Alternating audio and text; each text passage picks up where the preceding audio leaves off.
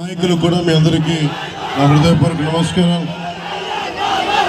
తెలంగాణ బాగుండాలి, బాగుపడాలని ఆకాంక్షించేవాడిని, తెలంగాణ అమరవీరుల త్యాగాన్ని గుర్తించిన వాడిని. మీ అందరికీ భవిష్యత్తులో జన సైనికులకి భారతీయ జనతా పార్టీకి కలిసి పనిచేసి ముందుకెళ్తామని తెలియజేస్తుంది. జై తెలంగాణ, జై హింద్.